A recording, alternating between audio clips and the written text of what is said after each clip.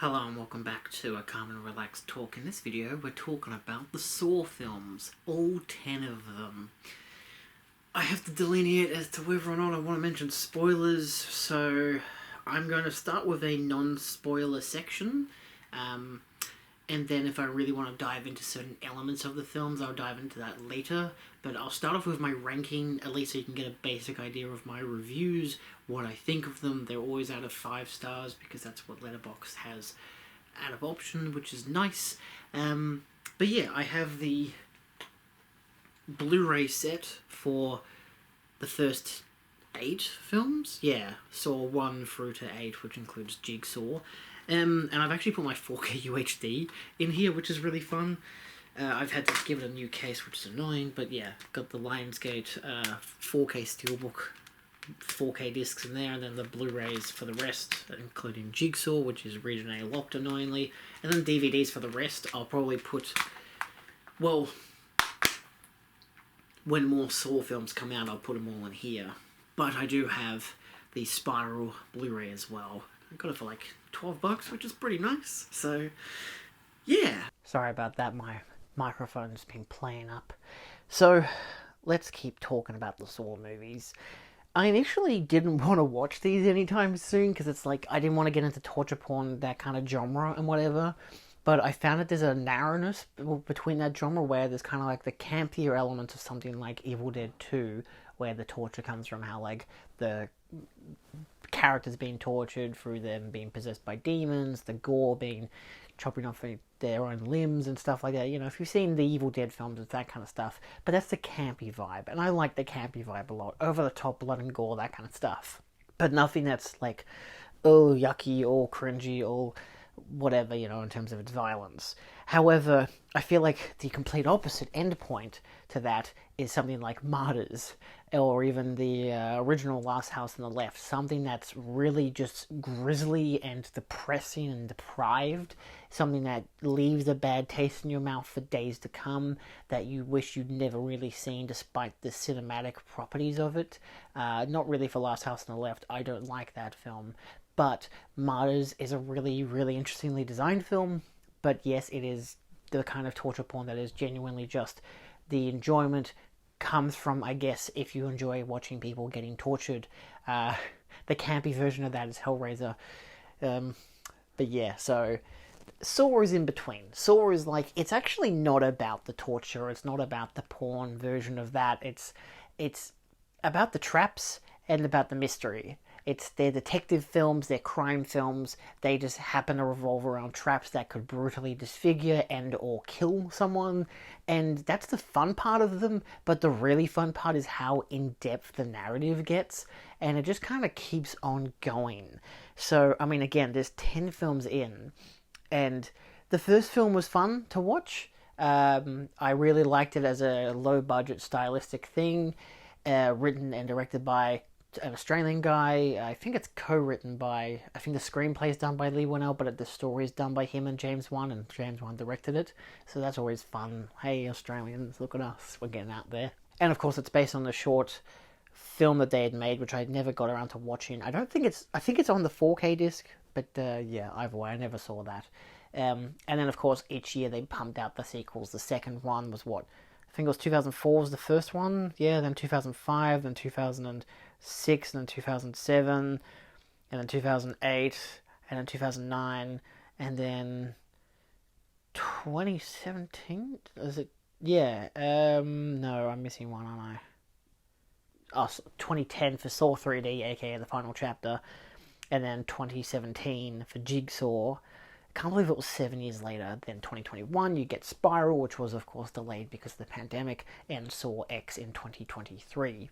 But yeah, my mate decided he'd watch them, and he was barreling them out, because they're really easy films to watch, 90 to 120 minutes. The longer ones are usually, I feel like, the better ones, but that's because of how they've changed narrative styles, but we'll get into that later. But yeah, so he was knocking them out one by one by one by one by one. He watched the first 6, this is in terms of Saw X, and then he watched Saw X, and so then he watched the others after that.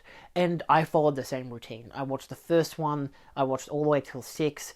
I was going to wait till I'd watched them all and then watch Saw X, but I figured I had this, it was a Saturday by this stage, I'm like, look, I might as well just go out and watch it today because I can see it in the cinemas for $10, so I'll just do that. And then I can watch the sequels, you know, well, they're technically sequels, but technically prequels, but technically sequels later on. So I finished those off a couple of days later. So I'm going to go into my ranking now, and then we will dive into my specific thoughts on any or all of them. From that point on, there will be spoilers, potentially, but most likely definitely. So if you've seen them, yes, carry on with the rest of the video. If not, I highly suggest watching them, and then come into this video. So I'm going to start with my lowest ranked of the 10, and then we're going to go to number 1. So at number 10, we have Jigsaw, which I gave 2 stars. I think we'll get into them by chronological releases to my further thoughts, but this is a teaser. 2.5 stars for Saw 2, as well as for Saw 5. Those two I can mix and match. I have Saw 2 as a lower one because I like Saw 5 a bit more. I just kind of like its energy and its style, whereas I don't like Saw 2 as much. And to be fair, I don't like these films in the enjoyment factor. I will say that Saw 5 does have some insanely gnarly gore, which I was not fond of. Yeah, it's a weird film. Saw 2 and 5, I'm very torn between as to which one I prefer. Saw 2 is probably better, stylistically and everything, but I like elements better in the 5th one. I don't know. It's tricky. It's just a lot of chaos. But then we get into the films that I actually liked watching, that I thought were fun, and that I gave more praise. So we get, as number 7, we get Saw 3D, aka The Final Chapter, which I gave 3 stars. I mentioned the liking element because you can like films on Letterboxd, and I'm like, I kind of want to delineate more. Did I like the experience? Did I enjoy the film? I could give a film 5 stars and not give it a like. Like, this is clearly a masterpiece. Does that mean I like it or not? Like, I can objectively see it as this piece of cinema, but then give it no like whatsoever and be like, that's fine. Or I just don't do likes in future, or I don't do star ratings in future. I don't know, it doesn't matter. It's Letterboxd, it doesn't matter. So yeah, Saw 3D, I thought was interesting. For a final chapter, it's messy.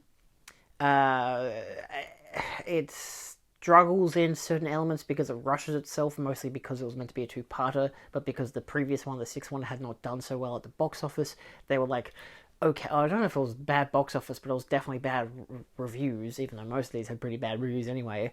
The studio panicked, and they were like, nah, we'll just make the last one. They fired the director who was going to work on it, and then brought back a different director who had worked on a previous film. Probably my favorite director of the series, if I'm not mistaken. I think he's the same guy who did Saw X and Saw 6? Saw 6 and Saw X, yeah. I like him. Kevin Grutert. Yeah. I like his Saw films. He also edited a bunch. He edited the 1st, 2nd, 3rd, 4th, 5th. Oh my god, he edited like almost all of them. That's insane. Because the editing is really fun. Like, if you have a director who's great at the editing style, that makes these films really fly. So yeah.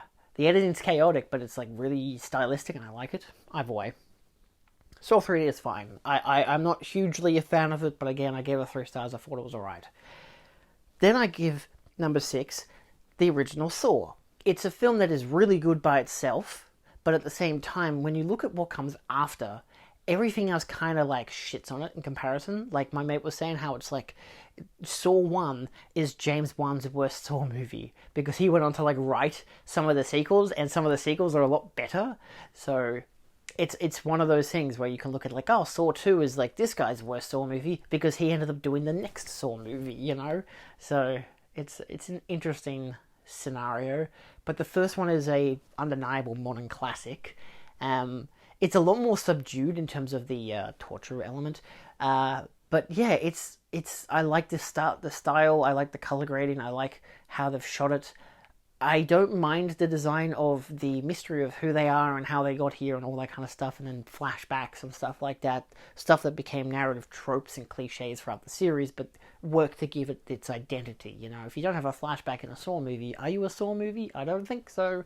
So they all have flashbacks, it doesn't really matter. But, you know, yeah, I still gave it 4 stars. I think it is a very finely made film, but in contrast to the rest of the Saw movies, I think it's one of the weaker ones. And I say that because the next one I have was Saw 4, which I gave 3.5 stars. but I think is a better Saw film. It realizes its potential more, and if I'm not mistaken, this one's the really, really crazy one. This is like the first really crazy one. That's a lie. They're all crazy. The third one in particular, I think, is the first really crazy. The second one is just hey, people like the torture stuff, let's do that more. And it becomes half of that and half detective. But then it's like, well, when they find their essence of what makes the Saw traps really fun, and then what also makes the detective story really fun, you get a good contrast, and that's what works best for them. Number 4, I have Spiral, which I know a lot of Saw fans don't like, disapprove of. A lot of just general people don't like the film at all. I gave it 3.5 stars. I watched it with my brother. I watched a lot of these with my brother, and we really like this one. I like it because it's a different style of film. I knew going in, it's not really a Saw movie. It's from the Book of Saw, which seems like a punched-on tagline because clearly Spiral wasn't going to sell tickets. So if we say, oh, it's from the Book of Saw, then people will be wondering, what the fuck is a Book of Saw? So anyway, Spiral is a murder mystery detective film. It's not, I mean, they all are realistically, but this one's more about the detectives. It's a different killer. It's a copycat killer. It's very different. So you kind of got to go into it with that expectation, but it's the same director as some of the earlier films. If I'm not mistaken, Darren Lynn Bousman, he did Saw 2 and 3 and 4. So he's done a lot of... directed some of the better ones, so it's not his best of the Saw films, but it's not his worst of the Saw films. But it is a very different Saw film. Like, even the behind-the-scenes doco, which was really informative, they were saying how it's like, this is definitely a different Saw film. It's not really a Saw film. It's just in the universe of and inspired by. And that's why it kind of still works. You know, it's in the bloodline, but it's like a second cousin. So, yeah, if you're a huge Saw fan, it's not going to be the one, because, of course, Tobin Bell isn't in it. It's the only one he's not in. But it's just worth noting. It's very different. But it feels like a Saw film in a way. I don't know. We'll get into it later. Number 3, I have Saw 6. This is where it gets convoluted, because number 3 is Saw 6 with 4 stars, number 2 is Saw 3 with 4 stars, and with 4 stars again, we have Saw X, which I think is my favourite of them, and from here on out we're going to talk about spoilers, because I want to talk about these movies. So, my comparison of the 3 of Saw X, Saw 3, and Saw 7, Saw 6, is that they all benefit from really strong elements of what makes a good Saw film, in my mind at least. Me and my mate were very adamant about what makes a good Saw film. You got to have Tobin Bell in it, obviously. Spiral, I give the benefit of the doubt because it just tried something different, and I like what it did, so I'm going to discredit that, but that's its only loss, that it doesn't have Tobin Bell. Does it have his blood? No, that's Jigsaw. Jigsaw's bad. In terms of the stronger of the Saw films, in my mind, yeah, X is the best one for me in particular because it takes its 2-hour runtime and is like, look, the sixth one, what it did with its narrative, why I think it has a better narrative than the third one, is it sets up the characters who are going to be in the traps. And they're all related to, Jigsaw for some reason. And I really like that. The sixth one in particular, it's about that insurance agency. That's a great setup. Here are all these just terrible people because they work in this dodgy-ass place that prioritizes getting money over actually helping its customers. So basically like, oh, there's a clause in your contract that means this, and you didn't say this thing earlier, so we can't give you the $200,000 for your, emergency operation. I hope you enjoy the funeral. You'll be dead, but that's okay, So it's like... They have that. The traps are really fun. It probably has some people's most favorite trap with a bunch of... It's like 6 people on a merry-go-round kind of thing. And it's... The guy has to choose which 2 of the 6 people can survive. And he only chooses that by literally basically getting a hole punctured into his hand. And if he doesn't choose the person to survive, they get blasted with a shotgun. It's really intense and it's really fun. It's a very simple thing, but the fact that he has to damage himself with the 2 hands that he has to literally getting his hands dirty to try and save 2 people who may or may not be good people, and they're all just kind of good and kind of bad, and it's really fun to see that dynamic. But it's a weaker film for me because the detective narrative isn't about Jigsaw. It's about Hoffman. And I know a lot of fans don't like Hoffman. I wasn't fond of him immediately, but I grew to like him a lot more as the series went on, even to the point of when you get to Saw X and he's in the post-credits or mid-credits scene, and it's like, yes, Hoffman's back, baby, you know? Like, Hoffman's not a great replacement for Amanda, but he's still really interesting. I don't love what they do to him at the end of the final chapter, because you don't know if he's dead or not, and that's one of the things of this series. If they're not killed on screen, you don't know if they're dead, and that's like a gimmick in like a Marvel movie. But in the Saw movies, it works because they can come back as a twist, and it's so much more fun that way. Or it continues on previously from, oh, this is where we last left Hoffman. Now, 5 minutes later, 15 years after we filmed it, he's back. That's the really fun stuff of this series, where it just continues right after the other one. I love how they do that. It's insane how you can watch them one after the next, and they literally just have the exact same sets, and everything's the exact same decorations, and everyone looks exactly the same, and the fact that they can pull that off so flawlessly is amazing. Like, obviously, they film them all back to back to back, like year after year after year, but it's like, there's still like months in between where you got to figure out the plot and the story, and then you got the flashbacks, so you got to make everyone look like they look like in the previous films. There's so much that happens. But yeah, the 6-1 has that stuff. My least favorite part is the fact that it's about Hoffman rather than about Amanda and Jigsaw. So, or John Kramer, I should at least establish that. But it's still a really fun use of its narrative. The third one I prefer because obviously John Kramer is still alive and so is Amanda. They're obviously not by the end of the movie, but at the same time, I like it. I like the part, the whole medical part with him and trying to get brain surgery, basically. And then you're cutting with the Jigsaw trap that Amanda's supervising, and it's a guy whose kid was killed, and he's like disconnected from his daughter. He hasn't seen his wife in a long time, and you're like, who the hell's his wife? And where the hell's his wife as well? That's another twist in and of itself. And it's just each room that he goes to involves someone who was involved in his son's death. There was a bystander who could have prosecuted the guy who killed his son. It's like a domino effect. You've got the guy who killed his son, who's the last person he deals with. You got like the judge. You've got the person who was an eyewitness. I think it was just those 3 people.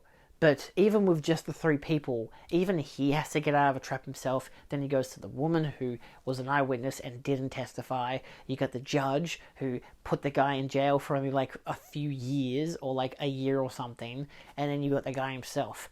The traps are brutal. They're really fun and creative. It's fun how they're still torturing the main person, but it's also a thing about redemption and forgiveness. That's like the key thing about these films. That's why I like that, because it still has that style of that. Again, it's still very heavy on the flashbacks. Of these flashbacks will inform you, the audience, as to how this person's involved in this person's tragic backstory. So that's for me the wiggle room where it's like I feel like 6 is a better film because you have the whole setup, but at the same time I like the style and approach that the third one goes for. I don't mind the flashbacks because they still work in the story. They still work as a style that they've been doing for the past 3 movies. Again, it's not till the 6th one where they actually establish all these characters before they're in the traps. So that's like where the 6th one benefits. But again, because it's about Hoffman rather than being about Amanda and Kramer, I prefer the third one. That's the only margin. Narratively I prefer the 6th one, but I like the characters in the third one. So, I mean, the traps in the 6th one are fantastic as well. So it's so much, they're so on par for me. But that's why the 10th one is the best one in my mind, because the 10th one takes this whole half an hour to set up John Kramer getting emergency surgery from these people in the middle of fucking Mexico. And it's about how these people scam him, and he puts them all into traps. And lo and behold, who shows up? None other than Amanda, because this is set between the first and second movie. And she's got an awful haircut that my friend Lachlan hates, and I love it because it's like, this is like in between her haircut from the first film and her haircut from the second film, both of which are not great haircuts, and this one's like the middleman, like where like as if she had so many mental issues that she just cut her own hair and it looks shitty. But then you get to the third one, it's like it's grown out a bit more, it still looks shitty, so it's like I love that disconnect between the 3. I love how, or it's not even a disconnect, I love that through line I love how you have flashbacks of characters and Tobin Bell's either completely bald because of the chemo, but he's got this one beard strip, or he's wearing a backwards cap because he's younger. There's stuff like that that's such great continuity between the series. I love it. But that's all the 10th one is about. It's just about him getting revenge on these people, but it changes up the formula slightly. It again does the same thing that the 6th one does, but then again, you have Amanda as well as John Kramer. They're alive in the flesh, and they're testing out these things that they've never really done. Like, they had did the first one, and there's like flashbacks in previous films. Well, I guess sequels. God, because it's a prequel, it's hard to delineate. Previous films to Saw X, in terms of release order, that do establish that they had done traps before that. If you want to count the Jigsaw film, you can. I don't want to, but yes, technically it applies. It's the only movie I wish didn't get made of all these films. That one's the only one I hate. But yeah, so it does that thing where you have the setup for the characters, you have them in the traps, you care for some, you hate others, and then there's still a third act twist, which I won't spoil, but my god, it just gets more and more fun. And it's just good stuff. I had people walk out during the second trap because it involves a guy trying to cut out part of his own brain to put into acid that will dissolve, that will allow a certain weight of this thing to go down so he can get access to a key to unlock himself. It's terrifying. It's so good. And people walked out because clearly it was too much for them. I'm like, this isn't even the gnarliest of these goddamn traps yet. Oh my god. You have people who literally get their heads ripped to pieces. So it's so fun for that reason. So that's why I love those third, 6th, and 10th ones as my favorite of the series, because they take the idea and they know how to work with them well, have fun with them. It's all just fun and well designed. Then you get to my weaker ones of the series. I guess I'll do a special part now for Spiral, because like Spiral, again, it's not about Jigsaw, it's about a copycat killer. I won't spoil who the killer is, but the whole point of it is that it's about a detective, again, played by Chris Rock, who, weird choice, but also you watch a documentary and they're like, actually, it's kind of fun. You see how it works. He does have wacky one-liners on the occasion, but if you don't like the comedy, you don't like the comedy. It is what it is. They have some comedy. They don't have a lot of other comedy, whatever. Most of it's to alleviate tension, to give him some character. He has some great one-liners. There's a guy who goes to the toilet and doesn't wash his hands. He's like, he didn't even wash his fucking hands. So he's got this whole opening monologue basically talking about Forrest Gump, and I'm like, this is unexpected, but also hilarious. So it's a detective story. It's every person who gets killed doesn't get killed in one big room, one by one, like most traditional Saw narratives are, where you have all these people in a room and they've got to go through gate after gate after gate, probably sacrificing someone along the way. Some of the good films do that well, some of the bad films do it in a worse way. Jigsaw in particular does it in a bad way. Was it the final? No, the 5th one, I believe it was, has a interesting way of doing it. Oh, was it the 5th one? Yeah, it's the 5th one, I'm pretty sure.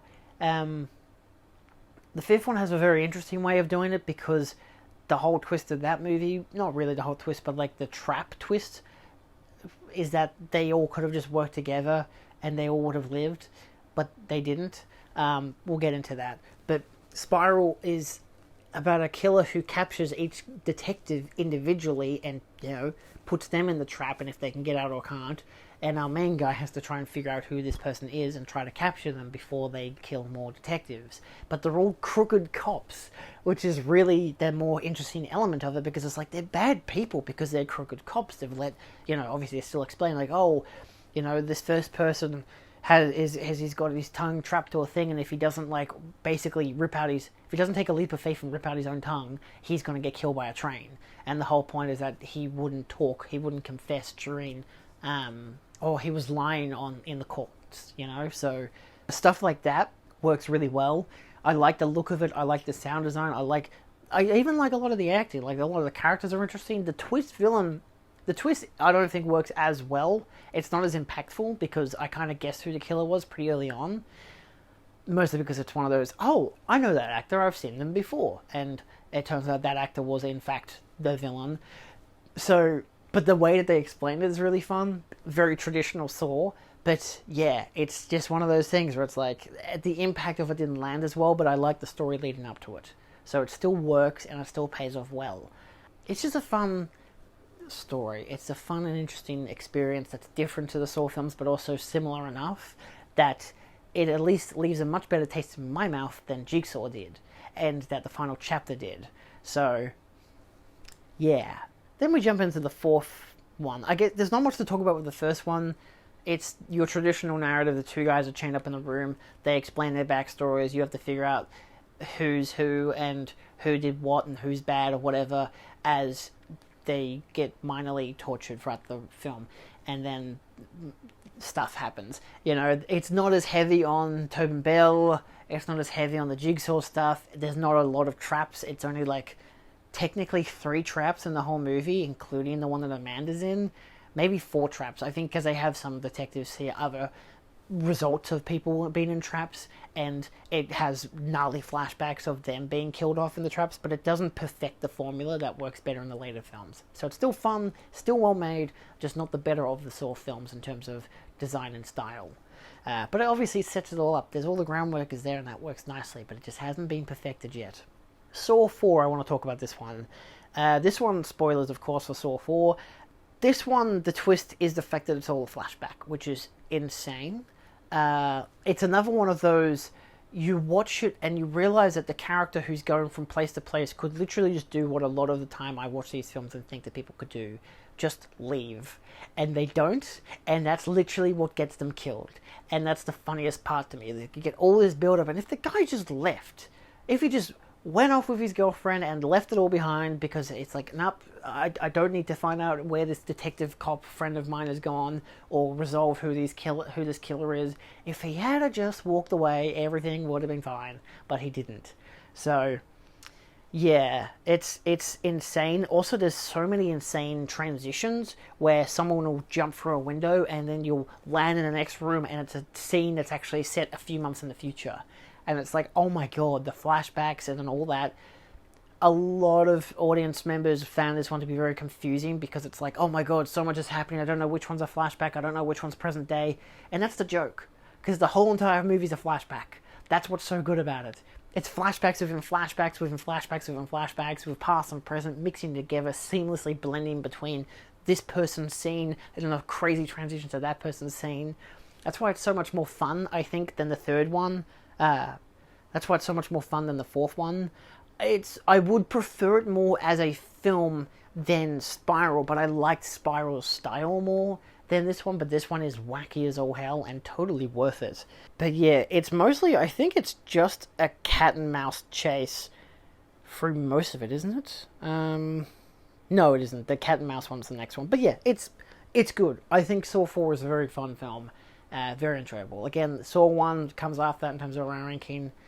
Yeah. It's just good stuff. I don't have too much to talk about with it. I also have to try to remember what the hell the plots of these movies were. Hoffman doesn't really do much in the film.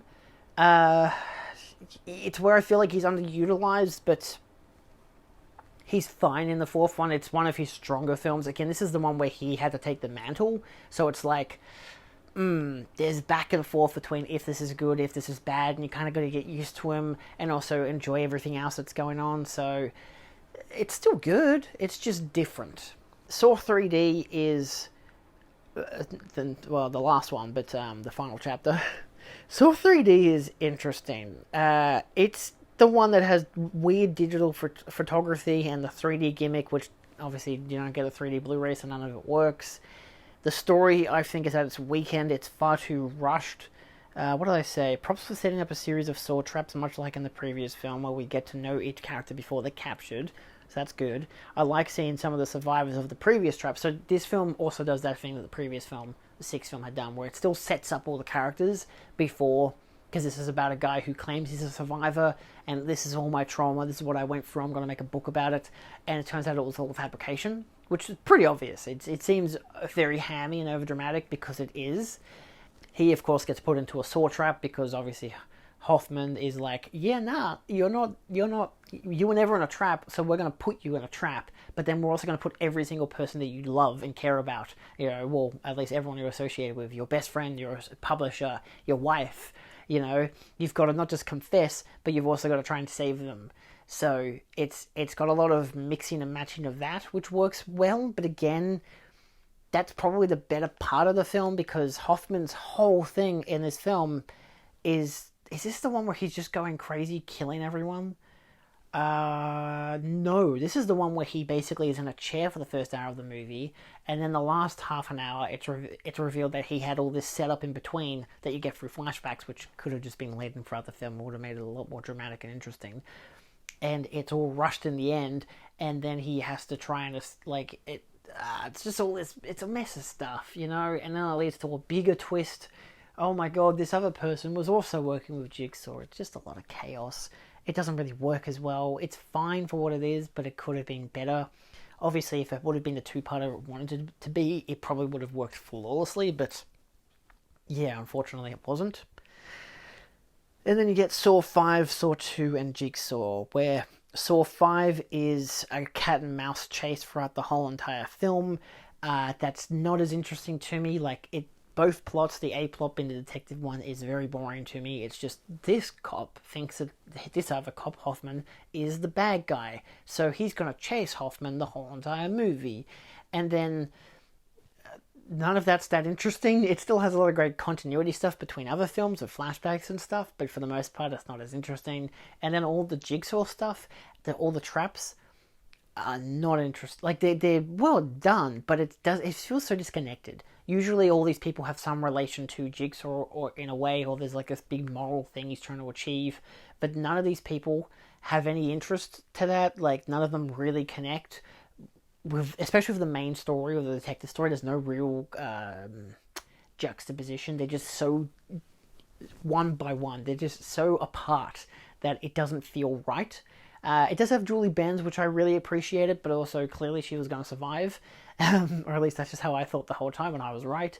But it is the one where its twist is basically, if these people had to just work together from the get-go to avoid their inner instinct, like Jigsaw said, they would have all survived. And instead you get to probably the gnarliest trap, where they have to put their hand into a buzzsaw and bleed out like 4 gallons of blood to get through. You know, it's basically one person could do it and die, or 2 people can do it and maybe survive. But of course, if there's 5 holes, if everyone was still alive, but of course they're all backstabbers, and they're all the reason for these people that we don't know about, because there's no real emphasis on it. Oh, if this person was a better person, then this person wouldn't have done this and that.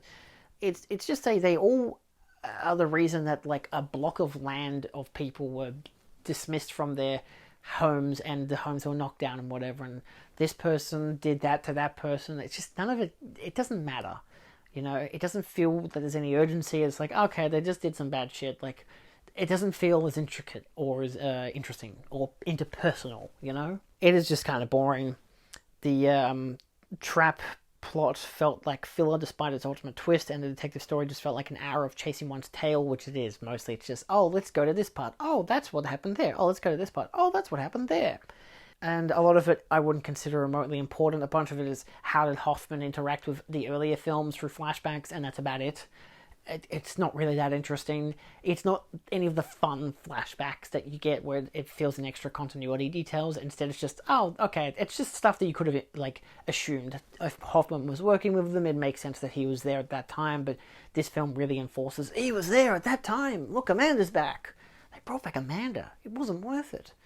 Sure, it's all relevant in the end, but I didn't care much for it. Always fun to see Tobin's several hairstyles in the flashbacks, though, so some praise there. The second one, I don't love as much either, because it's like, I don't care for the characters who are in the traps. Obviously, it's meant to care into it. It feels like a film that was like, the traps were so interesting in the first one and made it unique, that now we're going to have like 7 people and they're all going to go through individual traps. But then they don't, and it's not as well set up. It just feels like it's the idea thrown against the wall and seeing what's going to stick for these couple of people who are all related because of this one kid's dad who's a crooked cop who got them all arrested for phony charges, you know. And so that's an interesting, compelling side to the story, especially the detective himself who's trying to rush through this process. He wants to save his son, but because he won't do what Jigsaw is telling him, who's literally there in front of him saying, look, all you gotta do is talk to me for the next 2 hours and you'll get to see your son again, and he just doesn't want to do it. So, character stuff works well. And it's fun to see Amanda again because she's been put in the traps, but obviously she's there with it being set up, so knowing that she's the bad guy, which is the twist of it, it's like, it doesn't work as well for me because it's pretty obvious. Everyone else is getting sick and coughing up blood, and she's just fine. So clearly, she's the mole kind of deal, So that kind of doesn't really work as well. Paying into the twist of the previous film works well, but that's where these films really start to be like, oh, this is where the real fun stuff happens, because it's all about the chronology of the previous ones and how the detectives work and all this stuff. So, yeah, there's pluses and minuses with it, but I just wasn't as fond for the characters who were in the trap, and I didn't care as much for the guy who was trying to find his son. It was like it was missing an element, and I think it was just the fact that there was no real middleman in between. The middleman's meant to be the kid, but again, not really, and also kind of Amanda, but also not really. It's too loose, too vague for the point of mystery and twist. So, yeah. I think I also dislike the fact that they weren't automatically in traps. Like, the whole thing is one big escape room, rather than, they're in individual traps and they have to get themselves out and then work together or anything. It's just, oh, here's a room. If you manage to get into it, it might be your room, and then you have to deal with the trap. And everyone seems to have a room, but not everyone gets to their rooms because some of them die before that for other reasons, so it just doesn't feel as connective. It's more escape room versus saw trap, kind of. They're stuck in this particular room and whatever, so yeah, it's just, there was too much freedom to roam around the house that they were in, and I didn't exactly enjoy that as much. It didn't feel as claustrophobic, it just felt too open and loose, and like anyone could get out of the whole place if they just busted down the right wall. So yeah. But then of course you get the Jigsaw, which I just think is really boring. Because I even said, I love these films, but this was a chore. The fact that 95% of it is a setup as Jigsaw is back in that kind of a sequel way, even though it has all this modern filmmaking and stuff to make it seem like it's a 2017 film. Not a good idea. It doesn't look like it's a Saw movie. The color grading, the visuals, none of it looks right. The first time, a lot of people have said this, the first time the Jigsaw puppet comes on screen, which is in the opening sequence, which is those two guys who have like buzzsaws in front of them, and then a girl who's at the top, which that doesn't come into play for the rest of the movie, which I hate when they don't do that. I like the opening traps. Always start a Saw movie with a trap, but I don't like when they don't actually do anything with it for the rest of the narrative. It's just like, what's the point if they're not going to be involved? So it gets to the stage where the rest of the film is, well, here are these people in the Saw trap doing that stuff, but the whole time I'm thinking, well, who's the Jigsaw killer? Because we're getting all these contrasts with the detective stuff where the Jigsaw killer is still at large, and he's the reason that all these people are dying, and here's all this evidence and whatever, and it's just so much back and forth the whole time thinking, who's the killer? Who's the bad? Like, obviously I want to know, but also it's like, I need the establishment of how this all works in the universe, and then the twist is revealed that all the traps that we're seeing is actually in the past and is set before the first film, and that's emphasized in the present because there's a detective who's a medical guy who's working with another, there's two people in a coroner's office, a guy and a girl, and she's a big fan of Jigsaw and all of his traps, and she found one, and he's like, well, that was never advertised, and she's like, yeah, most of the fans feel like it was a trap that was from his first ever, thing, but no one ever found the bodies. And it turns out the medical guy had found the bodies, and ended up being able to use the detective in his own trap because he's like, I know this one detective who's crooked. I'm going to get him into this Jigsaw thing and make it seem like, he basically recreates the first one, but instead that's a twist that's really insane, and I don't care to spoil it because I just did. But it's all paid off in the last 10 minutes, which is the only interesting part of the movie. I don't give a shit that Tobin Bell is back and that he's there as Jigsaw. I'm just like, how the hell is he still alive? Is he just, is this his twin brother or something? But then, of course, it is revealed that the mortuary guy had set it all up. that stuff with Jigsaw had happened like 10, 15 years earlier, and he had found it all, and he had recaptured like 3 people because he was part of the trap and survived, and Jigsaw let him live because he was like a surgeon, so he's like, oh, you could help me, you know? So, no, a surgeon, a mortuary guy, is like, oh, I'll let you live, whatever. So he knows about the stuff. It doesn't matter. It's needlessly complicated. None of it really works. I just don't feel like it has the energy of a Saw film. If it had the proper energy, it would have worked a lot better. I don't love the fact that it's set, it's 7 years later and it's like, oh, well, how is Jigsaw back? Spiral does it differently because Spiral acknowledges that it's a copycat killer, whereas in Jigsaw, people think it's a copycat killer because they're all like, well, Tobin Bell's been dead for all these years, as in, well, John Kramer's been dead for 10 years, how can it be him? And it is, but it was 15 years earlier, but it is now again because it's someone else copying his stuff, so it's just a weaker film for me. Again, it still has the tropes of a classic Saw film, and the twist is one of the better in the series, mostly because it's just so unexpected. But it's also because the film that came before it, the like 80, 90 minutes before it, was just so dull. So it just doesn't work for me. My brother and I thought the same thing. We're like, this is really dull and boring and uninteresting and confusing, and there's so many ins and outs that's just not really working for me, and then it all pays off, and then it's like, oh, okay. On rewatch, it might be a bit more enjoyable, but it's also like, knowing that it's half of it's actually a flashback without telling you, like the fact that half of the movie is the twist is that it's a flashback is just kind of annoying. Also, some of the traps are really dull. They've used CGI stuff, and it doesn't work, and it looks ugly. Like, even the previous film, which literally involved a guy who had the weaker trap that I thought was the weakest trap at the time, where a guy is basically covered in a noose, and he's blindfolded, and he has to walk along these planks and then catch a key that his friend has to throw to him, and if he catches it, he can unlock himself, and he won't get, hanged, whatever. But he doesn't, and then he drops the key as he goes to catch it because he can't see, and he gets hanged. And that's it. That's the whole trap. There's no brutal, his head gets ripped off, nothing like that. It's really tame, it's really boring. In Jigsaw, 7 years later, they're like, how do we one-up that? Let's have this one unique thing we've never seen before, and have this whole entire design where the closer you get to the end, where you got to reach your hand out and grab out a key, it's all like blades, but it's just this red, like, it looks like a Hot Wheels track. It looks like a toy for children. If it was all like blades and stuff, then it would have looked a lot more impressive, but instead it isn't, and then the guy just gets chopped up and thrown out, and he's just dead. It's really lackluster. None of the Saw traps have the energy that they need to have. It just doesn't really work. I don't really care for it. They don't set up why any of them are there, so again, it doesn't go with what the previous films, like the immediately previous films, had done in terms of narrative. I don't even remember why they were all there. I just don't. I don't remember at all. That's just because it's not great. So, I don't have a favourite trap for the series. Not really.